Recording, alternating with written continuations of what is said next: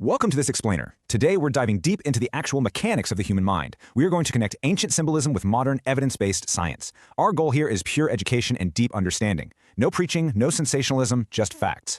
So let's cut through the noise and figure out exactly how human attention really works.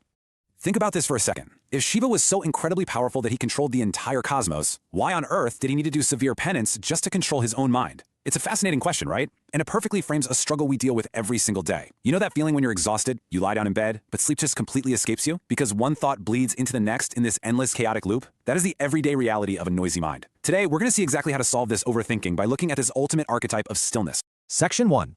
Context and Boundaries. Lore, History, and Philosophy. Now, as researchers, it is absolutely crucial that we don't mix up our sources. We have to keep these three domains completely separate. First up, we have verified history, like the Shiva Sutras, which are written in Kashmir around 800 to 900 AD. Second, we've got philosophy, specifically the traditional teachings of Kashmir Shaivism. And third, there's lore, the mythological stories, like the legend of Adiyogi. By keeping these separate, we ensure complete historical honesty and total clarity for you. Let's look a bit closer at this lore. The story of Adiyogi, the first yogi who achieved deep stillness and realization in the Himalayas, is strictly yogic lore. It's not a dated historical record, but the symbolic meaning here is just profound.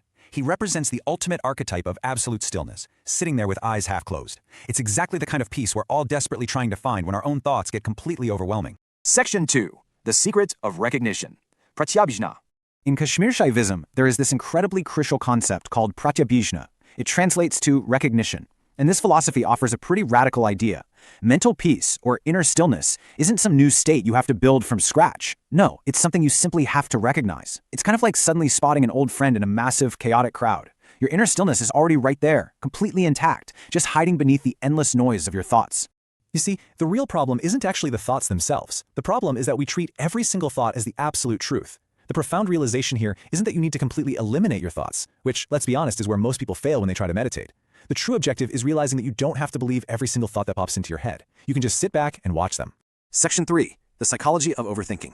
Back in 1991, psychologist Susan Nolan Hoeksema gave our everyday problem a clinical name: rumination.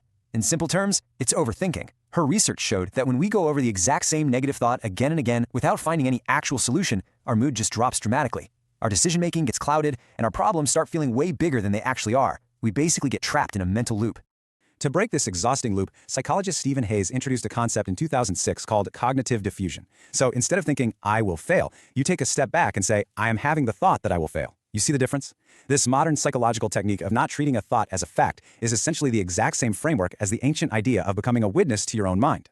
Let's compare these two states side by side. When you're in a state of fusion, you are essentially a victim of your mind. You treat a chaotic thought as an undeniable fact and just blindly follow its orders. But in diffusion, you witness the thought as just a temporary event passing through. Just by taking that one step back to observe it, you instantly break the power that thought has over you. It's a real game changer. Section 4. Neuroscience, the wandering mind. Now, we need to be crystal clear here. We are absolutely not claiming that ancient sages secretly knew modern neuroscience. They obviously didn't have fMRI machines. We are simply looking at the exact same human phenomenon, a restless mind, through a contemporary, evidence-based scientific lens. In 2001, neuroscientist Marcus Rachel discovered something absolutely groundbreaking: the default mode network. This is the network in your brain that lights up when you aren't actively focused on a specific task. So when you're just sitting around and suddenly start spiraling into anxious overthinking or worrying about the future, yep, that's your default mode network kicking into high gear. It's the biological engine of a wandering mind. And how much time do we actually spend in this wandering state? Well, a famous 2010 Harvard study by Killingsworth and Gilbert revealed a staggering number: 47%. We spend almost half of our waking hours in a state where our mind has completely drifted away from what we're actually doing. That is huge. The conclusion of that Harvard study was crystal clear. A wandering mind is an unhappy mind. The researchers found that this constant drifting, this endless activation of the default mode network, is directly linked to our unhappiness. This perfectly highlights exactly why mastering that inner stillness and stepping into that witness state is so incredibly crucial for our well-being. Section 5. Master Your Mind. Practices for today.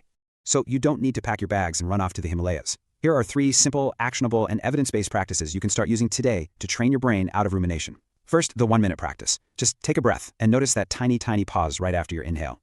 Second, a 5-minute practice. Close your eyes, and as thoughts arrive, simply label them. Just say planning or worry, and then let them go. Don't follow them down the rabbit hole.